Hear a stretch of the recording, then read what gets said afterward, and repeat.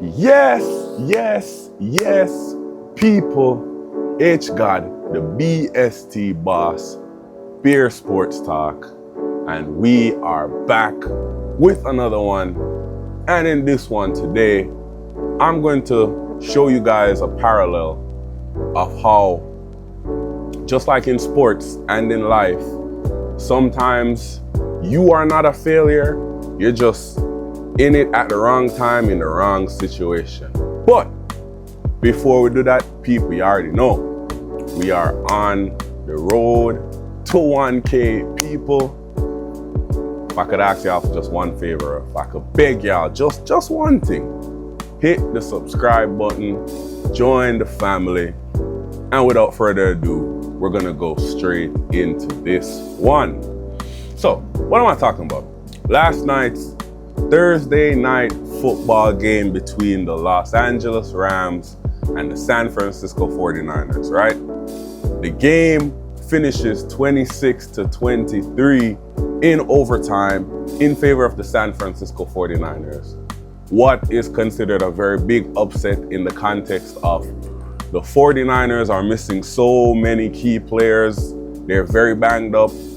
They have their backup, Mac Jones, who the premise of this video really is about. And they still go into LA and come out with a victory. Now, here's some key stats and just some highlight moments of the game. You already know the style. We'll give you it real quick, then we'll give you another opinion. So, for the 49ers, right? Mac Jones threw for 342 yards and 2 touchdowns. Kendrick Bourne, former Patriot, just got released. Glad to see him back on a squad, back in a familiar place and doing well. He had a breakout game, 142 yards on 10 catches. That's a career high right there. Christian McCaffrey, run CMC, 139 yards combined, both rushing and receiving, and he had a touchdown. Eddie Pinheiro, the kicker, he was money all night, 4 for 4 for his field goals, including the game winner from 41 yards. And the 49ers defense, big moment in the game, was sealing the game for them at the end,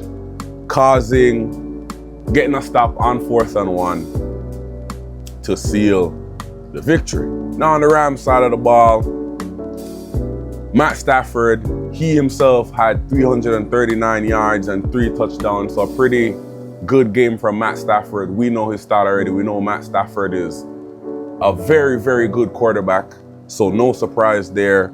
And running back, Kyren Williams had 131 scrimmage yards and 2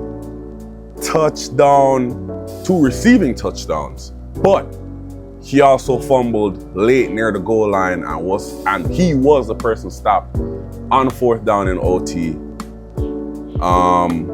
So just more added crucial moments and context to the game. The Rams, they rallied from 13 points down to tie the game, to force overtime in the beginning. And then late in regulation, like I said, unfortunately for Kyren Williams, he fumbled at the goal line, which denied the Rams that go-ahead touchdown that would have gotten them the lead. And then the Rams also missed a field goal and had a blocked extra point. So lots of different ways that this game could have turned for the Rams in the Rams' favor, but it didn't work out. And the 49ers, they gritted, they fought, and they got that W. Now, to the real essence of this video, why I got here, and Mac Jones specifically, I want to key in on that because, like I said, the 49ers, and again, why this victory is so important for them and impressive is that the 49ers dealing with so many injuries. Again, remember, Mac Jones is a backup. He is their backup quarterback. Brock Purdy is their quarterback, the big money guy who they gave the extension to.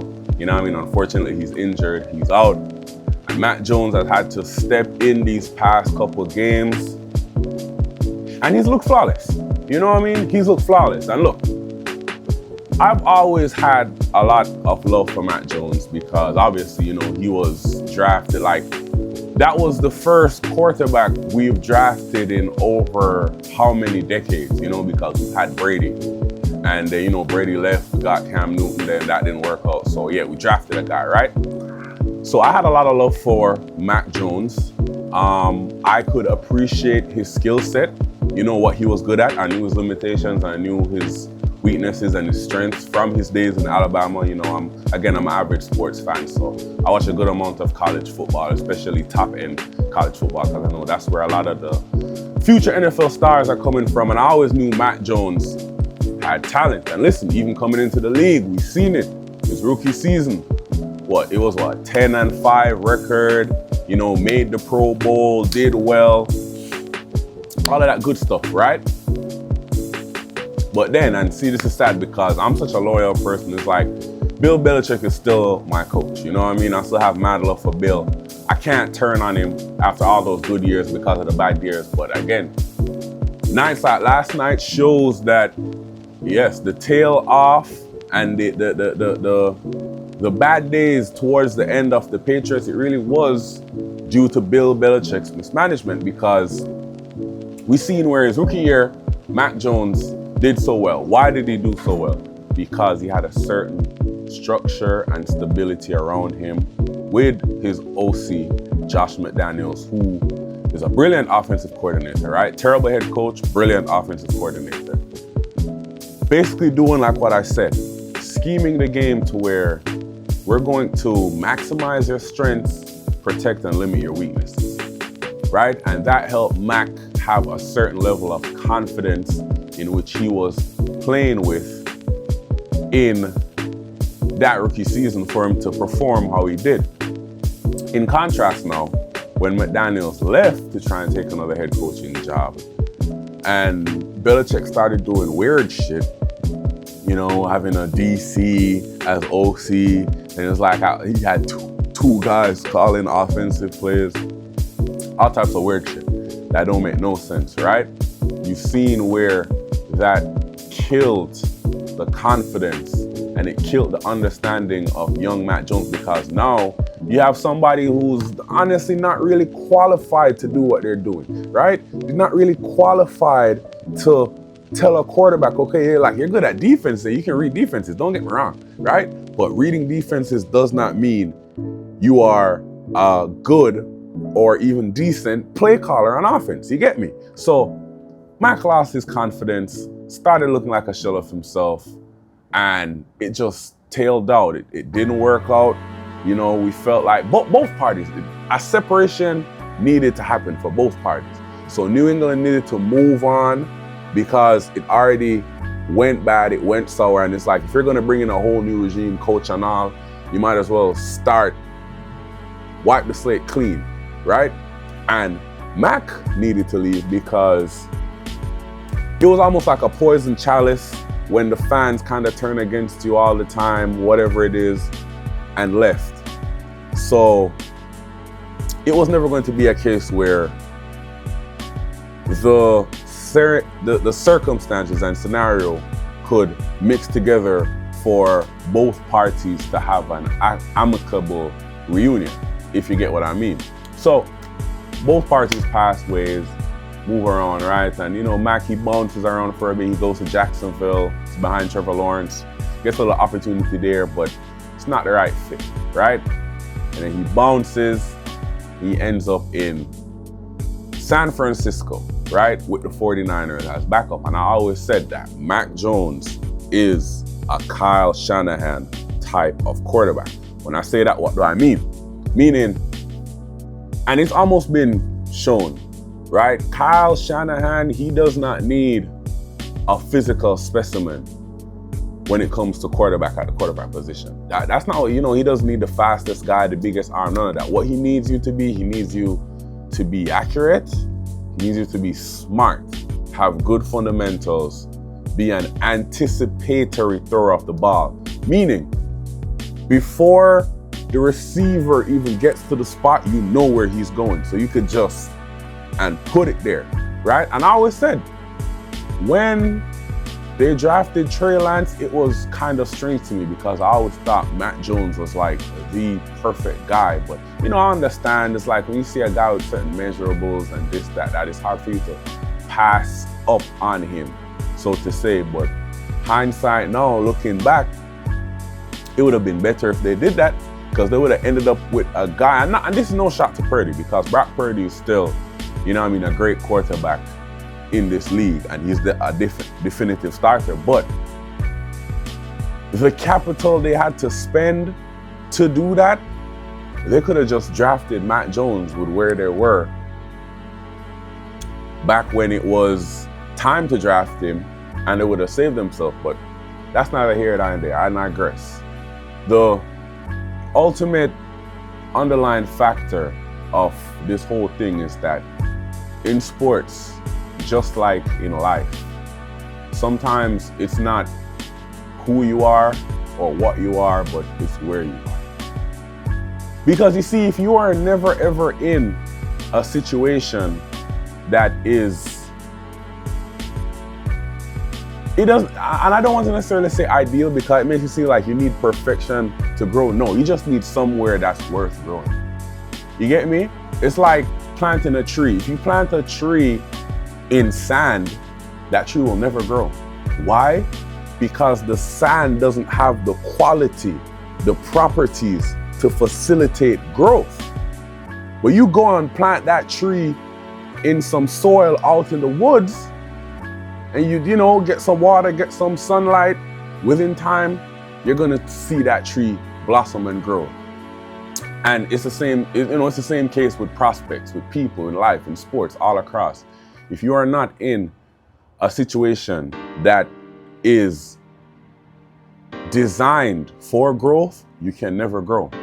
So a lot of the times we are stagnant and we don't get to the heights that we hope for, or we don't get to the heights that we wish for or dream for, simply because we are keeping ourselves in the wrong scenario and the wrong situation that is not designed for our growth. And the minute we leave those scenarios, situationships, whatever it is, relationships, places, countries, jobs, it doesn't matter. Once we leave that and you take that leap of faith, you set yourself up. Mac Jones right now, listen, off of this small sample size, even if it doesn't work out at the 49ers, he decides to leave, Mac Jones has a job somewhere else, just based off of what he's been showing now, being put in a position. So Mac Jones has successfully done some rehab on his reputation after having it done bad on his reputation. You get me? So the underlying fact, like I say in life, people, it's not who you are, it's not what you are, sometimes it's where you are. And we need to always be mindful and assessing all of these different scenarios to see if we are in somewhere that will allow us to fully maximize our potential. But yeah, peeps, that's all I really had for y'all in this one today. Last night it was a great game, watching it end-to-end stuff and all that. But again, like I said, just watching Mac out there, and not even just Mac, because there's so many, Baker Mayfield, Sam Darnold, I could sit down and name some more people where it's like they move around until they find the right situation, and then you truly see the best of them. You get me? So watching that, just in another example, it made me think of that, and that's what I came to share with y'all today, man. But that being said, man, that's all I have for y'all in this one. Again, peeps, thank y'all so much for tuning in. As always, y'all have been going crazy as always, people. You get me? Words can't describe and tell y'all how much thanks I have. And it's the support that keeps me going through this. You get me? It's the support. So again, thank y'all all so much. And please, like I said, road to 1K, join the family, hit the button. And if you like the content, go watch another video, comment, and tell me, what y'all thinking on whatever topic I got. But peeps, until the next one, man, continue thriving, continue striving, continue loving yourself, continue loving those that love you, and most importantly, continue working hard, believing in yourself, and never giving up. God, people, until the next one, I'm out.